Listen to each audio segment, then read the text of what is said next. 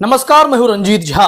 देश के मशहूर वकील दुष्यंत दवे के द्वारा सुप्रीम कोर्ट की जबरदस्त आलोचना के बाद chief justice of India DY Chandrachud full action में आ गए हैं। उन्होंने सुप्रीम कोर्ट के तमाम जजों को निर्देश दे दिया है कि इस वक्त सबसे बड़े और संवेदनशील मुद्दे पर जबरदस्त कार्रवाई हो, इसमें कोई कमी नहीं रहे। लिहाजा सुप्रीम कोर्ट में दो ऐसे मामले सामने आ गए हैं जिस पर सुप्रीम कोर्ट का फैसला देश को एक बड़ा मैसेज भी देगा। और जो याचिकाएं पड़ी हैं, इस दोनों याचिकाओं में मोदी शाह पर भी गंभीर सवाल खड़े होने वाले हैं। सबसे बड़ा मुद्दा इस वक्त देश में कोई है तो मणिपुर को लेकर है।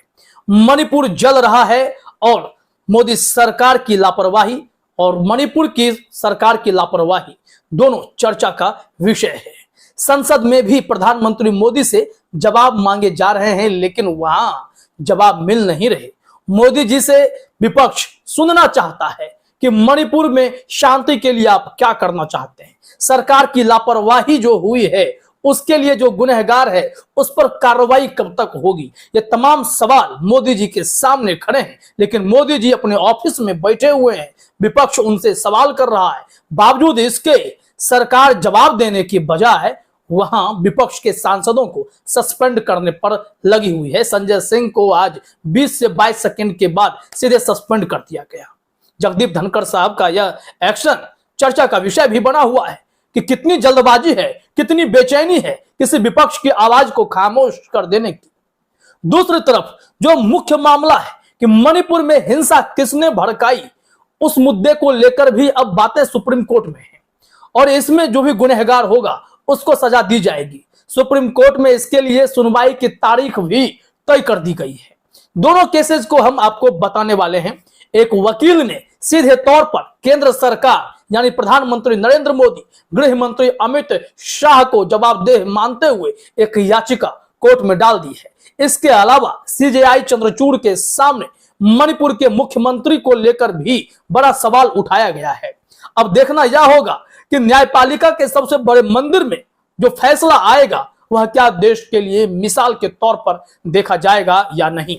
तो चलिए मामला शुरू करते हैं। सबसे पहले जो याचिका पड़ी है, मणिपुर का जो वीडियो केस है जो सामने आया है, खुद मुख्यमंत्री बीरेंद्र सिंह ने भी कबूला कि ऐसे सैकड़ों वीडियो हैं, ऐसे सैकड़ों केसेज हो गए हैं जहां महिलाओं के साथ बर्बरता की गई है।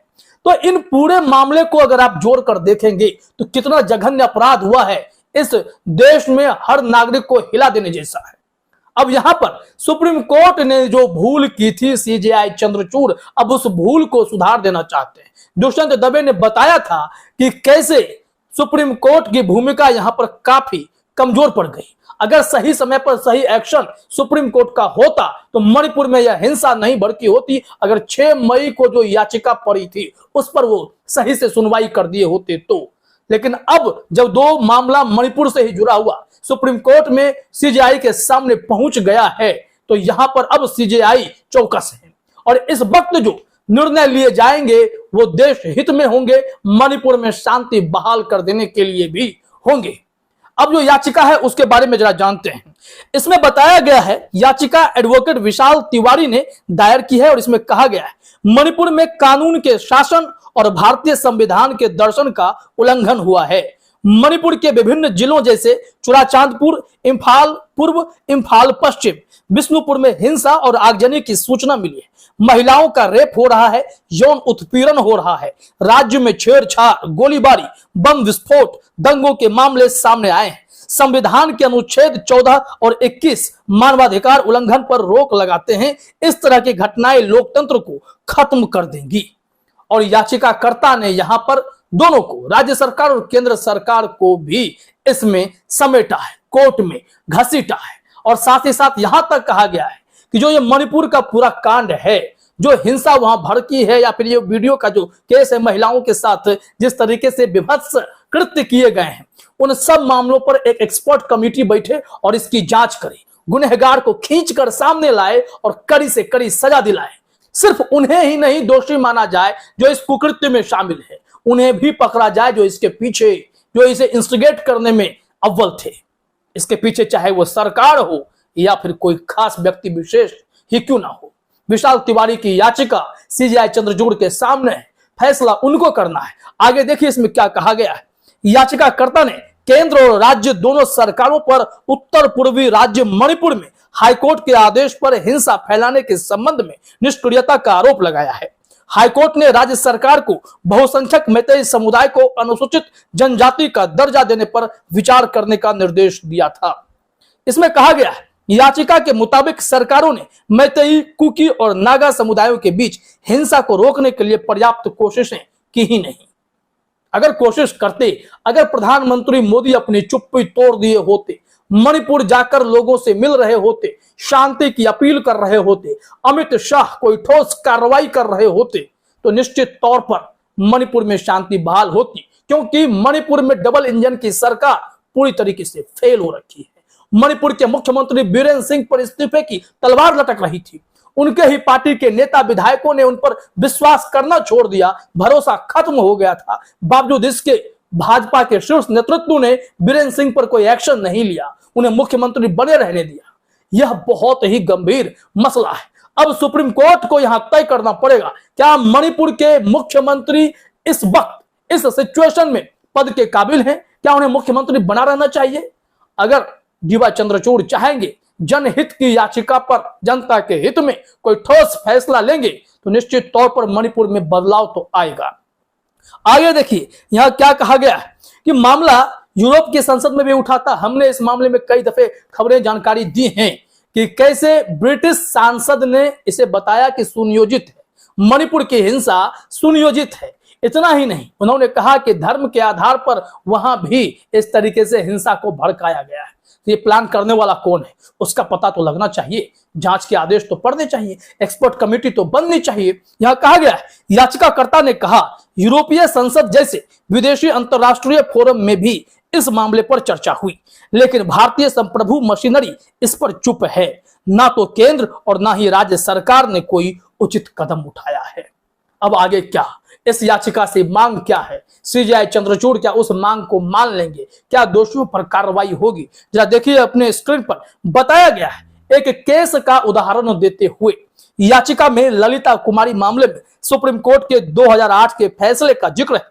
इसमें सुप्रीम कोर्ट ने कहा था कि एफआईआर दर्ज न करना जीवन और स्वतंत्रता के मौलिक अधिकार के साथ साथ संविधान के अनुच्छेद 21 के तहत गरिमा और न्याय तक पहुंच का उल्लंघन है।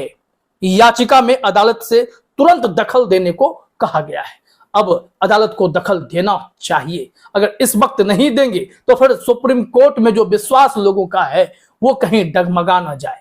इस वजह से सीजेआई चंद्रचूड़ को एक बड़ा मैसेज देना होगा, एक मिसाल कायम करना होगा, और यहां से लोग समझेंगे कि अगर आपके साथ गलत है तो न्याय के मंदिर में आपको इंसाफ निश्चित तौर पर मिलेगा। यहां देखिए याचिका में आगे जो कहा गया है बहुत ही गंभीर बात है, ध्यान से देखिएगा। याचिका में कहा गया कि मणिपुर पुलिस ने सोशल मीडिया पर इस घटना को अपहरण, गैंगरेप और मर्डर का केस बताया है।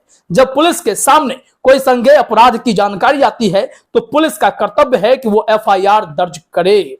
इसके अलावा याचिकाकर्ता ने सीबीआई को मणिपुर में चल रही हिंसा के संबंध में एफआईआर दर्ज करने, पीड़ित के बयान दर्ज करने, जांच शुरू करने और चार्जशीट तैयार करने का निर्देश देने की भी मांग की है। ये सारी मांगे हुई हैं।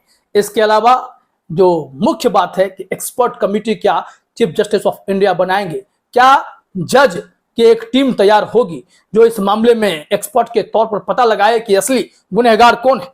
इस वजह से यहां पर साफ तौर पर कह भी दिया गया है कि मणिपुर वायरल वीडियो हिंसा की जांच एक्सपर्ट कमेटी से कराने की मांग वाली याचिका सुप्रीम कोर्ट में दायर, और याचिका पर निश्चित तौर पर सुप्रीम कोर्ट को कोई ठोस निर्णय तो लेना होगा। इसके अलावा जो हमने दूसरे केस की बात की थी वो भी जरा यहां पर देखिए। इसमें एक प्रोफेसर साहब हैं, उन पर आरोप है कि उन्होंने भी मणिपुर में हिंसा भड़काई है, तो क्या उन पर कार्रवाई होगी? इसको लेकर सुप्रीम कोर्ट सुनवाई को तैयार हो गया है, तारीख भी दे दी गई है। वो मामला भी देखिए, लाइव लॉ ने ही ये रिपोर्ट दी है। जरा अपने स्क्रीन पर देखिए क्या कुछ बताया गया है। लाइव लॉ ने अपने हेडलाइन में ही लिखा है, सुप्रीम कोर्ट प्रोफेसर खाम खान स्वान हाउसिंग की याचिका पर सुनवाई करेगा, जिसमें मैतेई के खिलाफ बयानों पर समन को चुनौती दी गई है।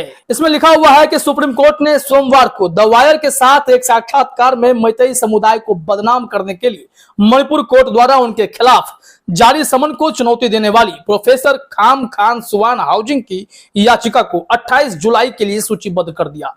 इस मामले का उल्लेख वरिष्ठ अधिवक्ता आनंद ग्रोवर ने सीजेआई डीवाई चंद्रचूड़, न्यायमूर्ति जेबी पारदीवाला और न्यायमूर्ति मनोज मिश्रा की पीठ के समक्ष किया है। ये हैदराबाद में प्रोफेसर हैं और करण थापर के सामने एक इंटरव्यू में ऐसी बातें कह रहे थे जिसके बाद मणिपुर में और भी हिंसा भड़क गई है, ऐसा दावा किया गया है। इसको लेकर अब सुप्रीम कोर्ट को तय करना है कि ये हाउसिंग साहब जो हैं क्या वाकई में इसके लिए गुनहगार हैं। मणिपुर मामले का असली गुनहगार सियासत में बैठे वो लोग भी हैं जिन्होंने ऐसे हिंसा को बढ़ने दिया, इस पर कोई कार्रवाई नहीं की। क्या प्रधानमंत्री मोदी को सीधे तौर पर कटघरे में खड़ा किया जाएगा? क्या मुख्यमंत्री बीरेंद्र सिंह को कटघरे में खड़ा किया जाएगा?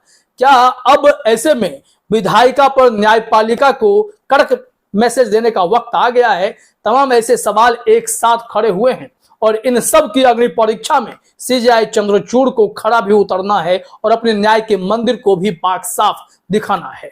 तो देखिए, इंतजार कीजिए कि ऐसे मामले में जब कार्रवाई होगी, 28 जुलाई को जब सुनवाई होगी तो इन पर क्या कार्रवाई होती है और जो याचिका पड़ी है उस पर जब सुनवाई होगी तो किस तरीके से निर्देश सुप्रीम कोर्ट से आते हैं, कौन सा फैसला आता है, क्या मोदी सरकार को कटघरे में खड़ा किया जाएगा, इन सब पर नजर बनाए रखना होगा। फिलहाल इस वीडियो में इतना ही। आप सभी का हमसे जुड़ने के लिए बहुत बहुत धन्यवाद।